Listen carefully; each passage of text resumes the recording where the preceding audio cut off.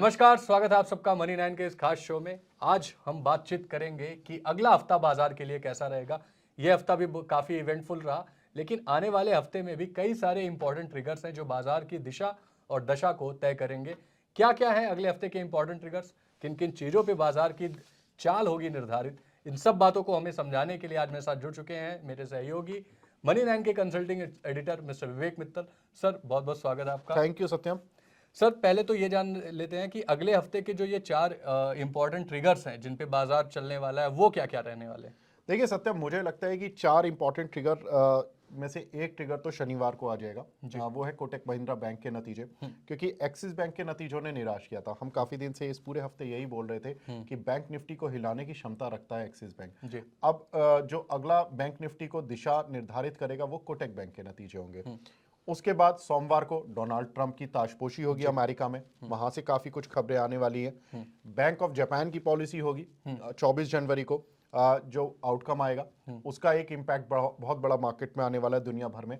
और बहुत सारे रिजल्ट्स होंगे during that week, Monday to Friday, जो कि बहुत ज्यादा चेंजेस ला सकते हैं बहुत सारे इंडिसेस में। तो ये थे वो 4 ट्रिगर्स। अब चलिए इनको डिटेल में भी समझने की कोशिश करते हैं। सबसे पहले ट्रिगर की बात कर लेते हैं। सबसे पहला ट्रिगर है कोटक बैंक के नतीजे, जो कि शनिवार को आएंगे, लेकिन उसके लिए बाजार रिएक्ट करेगा मंडे को। सर, आप कैसे एक्सपेक्ट कर रहे हैं, बाजार कैसे एक्सपेक्ट कर रहा है इन नतीजों को? देखिए, प्राइवेट बैंक्स में जो अगर एक स्टेबल रिजल्ट्स जिसमें कि डबल डिजिट ग्रोथ शायद लगभग दिख जाए, वो केवल कोटक बैंक के नतीजे ला सकते हैं। लेकिन प्रॉब्लम वही है कि 9% की आय बढ़ जाएगी, प्रॉफिट करीब 12% बढ़ सकता है, ये एमओएसएल के एस्टिमेट्स हैं। लेकिन प्रॉब्लम ये है कि जो बैंकों में एनपीए बढ़ना, जो कि कोटक के साथ भी हो सकता है, स्लिपेजेस बढ़ना, इस पर स्ट्रीट ज्यादा तवज्जो देगा। और कहीं ऐसा तो नहीं कि नेट इंटरेस्ट मार्जिन का टॉप आउट इस बैंक के साथ भी हो, जैसे हमने एक्सिस बैंक में देखे कि वहां पर 4.01% के एनआईएम से गिर के 3.93 एनआईएम्स आए। वहां से देखा आपने एक्सिस बैंक का क्या हश्र हुआ, मार्केट ने उसको तो पीटा ही, पूरी बैंक निफ्टी को पीट दिया। जी, तो आज एक्सिस बैंक के रिजल्ट्स पर बाजार ने रिएक्ट किया और अच्छी खासी हमें गिरावट देखने को मिली। लेकिन अब इसी तरीके से अगला बैंकिंग अहम रहेगा कोटक बैंक के नतीजे, जो कि 18 जनवरी को आएंगे। इसके बाद चलते हैं अब दूसरे ट्रिगर की तरफ, जो कि सबसे बड़ा ट्रिगर मेरे ख्याल से सर रहने वाला है डोनाल्ड ट्रंप की ताजपोशी। 20 जनवरी को इन्हें राष्ट्रपति बना दिया जाएगा ऑफिशियली। बिल्कुल, इसका क्या रिएक्शन हम एक्सपेक्ट कर सकते हैं बाजार पे? देखिए, इसमें बहुत सारे लोग केवल टैरिफ की खबर से डरे हुए हैं कि डोनाल्ड ट्रंप आएंगे, चाइना, मैक्सिको, कनाडा, जो उन्होंने पहले धमकी दी थी कि टैरिफ लगा देंगे, बढ़ा देंगे, वो सब चीजें हैं। मैं मानता हूं कि उनसे मार्केट को डरना चाहिए। लेकिन इंपॉर्टेंट ये है कि 2 पॉजिटिव खबरें जो मार्केट इग्नोर किए बैठा है, उन पर भी हमें नजर रखनी होगी। डोनाल्ड ट्रंप ने जब अपने मैनिफेस्टो में डाला था कि भाई हम कच्चे तेल का उत्पादन बढ़ाएंगे अपने यहाँ से, हम ऑफशोर ड्रिलिंग करेंगे, हम ऑनशोर ड्रिलिंग करेंगे, और ज़्यादा क्रूड ऑयल का प्रोडक्शन अमेरिका खुद बढ़ाएगा, दुनिया भर में सप्लाई बढ़ाएगा। अगर सप्लाई क्रूड ऑयल की बढ़ेगी तो कहीं ना कहीं कच्चे तेल की कीमतें घटेंगी और वो इंडियन मार्केट के लिए पॉजिटिव होगा। दूसरी बड़ी चीज जो उन्होंने कही थी, वो कहा था कि 24 घंटे में मेरे आते ही मैं रशिया यूक्रेन का युद्ध बंद करा जो दूंगा। कि इनकी सबसे बड़ी स्टेटमेंट थी, अगर हम इस पूरे कॉन्टेक्स्ट में देखें। बिल्कुल, सबसे बड़ी स्टेटमेंट थी। और अगर ये युद्ध खत्म होता है तो पूरी दुनिया में एक शांति जियोपॉलिटिकल फ्रंट पे स्थापित हो जाएगी। उनके आने से पहले ही आप देख रहे हो कि इजराइल हमास का सीज फायर भी हो गया, तो ये एक बहुत बड़े पॉजिटिव डेवलपमेंट भी होंगे। जी, तो कच्चे तेल का बढ़ना, उसके उत्पादन पर जोर, और रूस यूक्रेन के युद्ध पर विराम, ये दो अहम ट्रिगर्स हैं जो डोनाल्ड ट्रंप की ताजपोशी के बाद हमें देखने को मिल सकते हैं। अब चलते हैं अगले ट्रिगर की तरफ, और अगला हमारा बहुत ही अहम ट्रिगर है बैंक ऑफ जापान की पॉलिसी मीटिंग।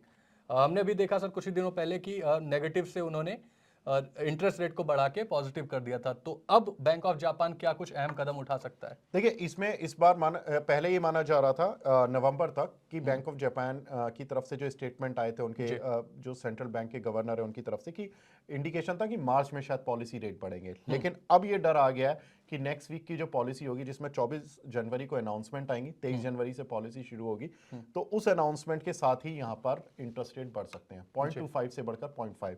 जापान में उतनी इंटरेस्ट रेट की आदत ही नहीं है। लोग कितने समय से वो नेगेटिव जीरो इंटरेस्ट रेट को झेलते आ रहे हैं। अब हो क्या रहा है कि अगर इंटरेस्ट रेट वहां पर बढ़ता है, इंटरेस्ट रेट अभी भी ऐसा नहीं कि 0.5 से बहुत दुनिया बदल जाने वाली है उनकी दुनिया बदलती है उनकी करेंसी से, क्योंकि इंटरेस्ट रेट बढ़ते ही उनकी जो करेंसी होती है वो लगातार इम्पैक्ट हो जाती है डॉलर के अगेंस्ट में। येन कैरी ट्रेड वाली जो सिचुएशन होती है, समीकरण होती है, वो शुरू हो जाती है और उसकी वजह से बहुत बड़ा आउटफ्लो जो होता है वो जापान से तो जाता ही है, दुनिया भर में जो इमर्जिंग मार्केट की करेंसीज हैं उन पर भी इंपैक्ट आता है, वहां से भी आउटफ्लो शुरू हो जाता है। तो ये बहुत एक इंपॉर्टेंट पॉलिसी होगी जो कि नेक्स्ट वीक का पूरी दुनिया देखना चाहेगी।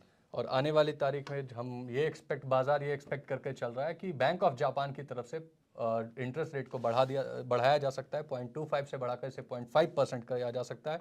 एन कैरी ट्रेड का इम्पैक्ट आपने पहले भी देखा था बाजारों में, ये चीज़ अब दोबारा से होती हुई दिखाई दे सकती है पॉलिसी मीटिंग के बाद।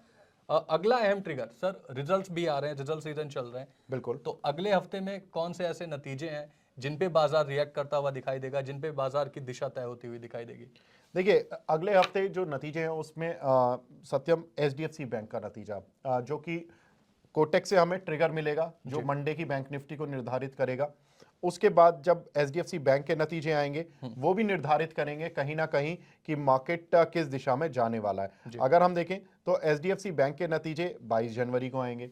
अब 22 जनवरी से पहले यानी कि 21 जनवरी को भी मार्केट थोड़ा सा रिएक्ट करने की कोशिश करेगा प्री रिजल्ट, और फिर पोस्ट रिजल्ट भी रिएक्ट करेगा, वो 23 जनवरी को करेगा अगर मार्केट बंद होने के बाद 22 जनवरी को रिजल्ट आते हैं। उम्मीदें ज्यादा है नहीं, 7% आय बढ़ने की और मुनाफा केवल मुश्किल से 2% बढ़ने की उम्मीद है। लेकिन एचडीएफसी बैंक में जो एक अच्छी चीज हो सकती है वो ये है, इन्होंने प्रोविजनिंग अपनी पहले ही बहुत बड़ी कर रखी है, तो इनकी प्रोविजनिंग फिगर और एनपीए फिगर वो शायद बाजार को नहीं डराएगी। और अगर ऐसा कुछ हो गया तो बैंक निफ्टी जो हम देख रहे हैं कि प्रेशर में रहा वो पूरा घूम जाएगा, और वो पूरा घूमा तो आप समझ लेना कि बाजार का क्या होना है। जी, तो एचडीएफसी बैंक के नतीजों पर यह था व्यू कि इनकी आय 7% बढ़ सकती है, हालांकि मुनाफा 1.7%, बहुत ही मामूली बढ़त। लेकिन एचडीएफसी एक दिग्गज बैंक है, बैंक निफ्टी की मूवमेंट इस पर निर्धारित करती है, इसलिए इसका काफ़ी कुछ अहम हो जाता है इसके रिजल्ट्स को ध्यान में रखना। इसके अलावा सर, अगली कंपनी कौन सी है जिसके नतीजों पर बाजार रिएक्ट करेगा? अगली कंपनी होगी एचयूएल, हिंदुस्तान यूनिलीवर, चूंकि अभी जो एफएमसीजी कंपनीज है उनके रिजल्ट्स का आगाज एचयूएल से ही होगा मेनली। तो यहां पर भी देखें तो नतीजे सुस्त रहने की उम्मीद है। 1% वॉल्यूम ग्रोथ केवल। अब 1% वॉल्यूम ग्रोथ पे आप क्या किसी स्टॉक को हिलाओगे, क्या नीचे गिराओगे, क्या ऊपर ले जाओगे? आय में देखें तो 3%, मुनाफे में केवल करीब 7% बढ़ने का अनुमान है।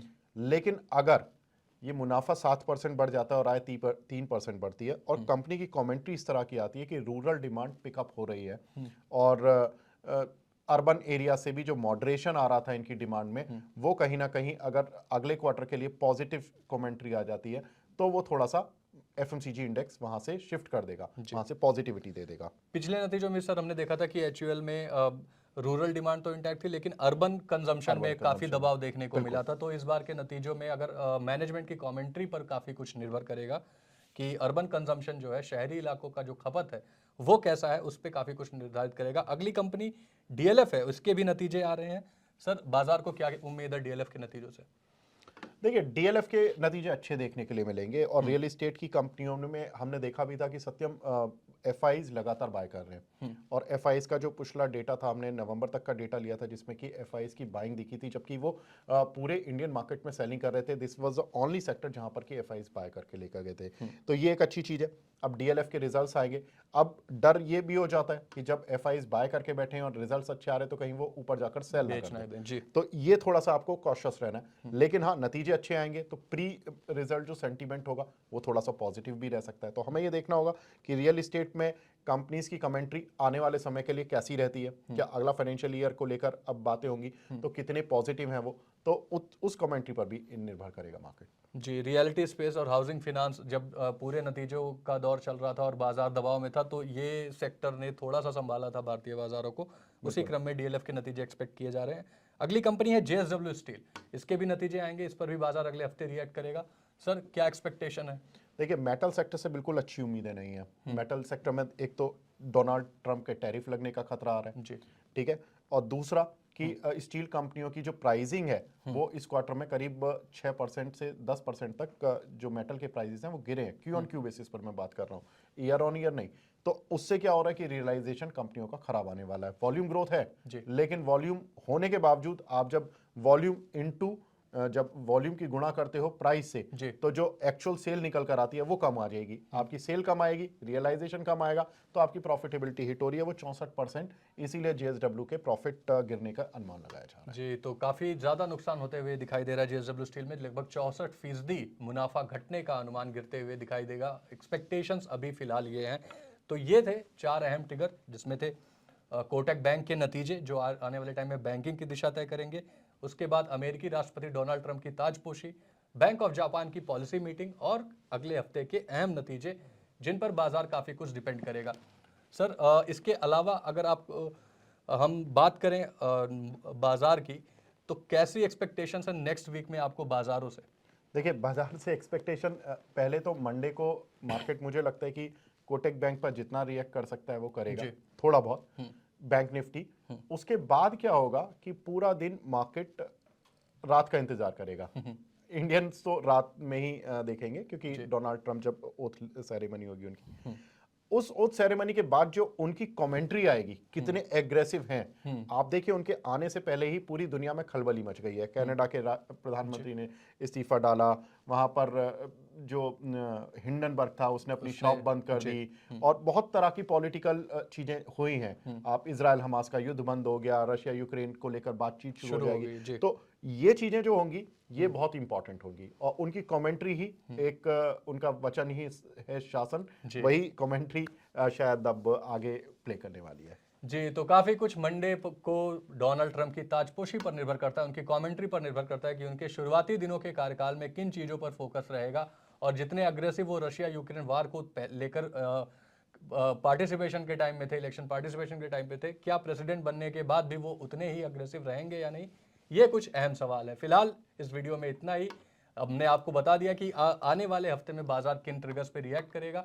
इसके अलावा अब आपसे मुलाकात होगी अगले हफ्ते, और हम फिर आपको पास लेकर आएंगे ऐसे ही खास डिस्कशन। तब तक के लिए आप देखते रहें मनी 9।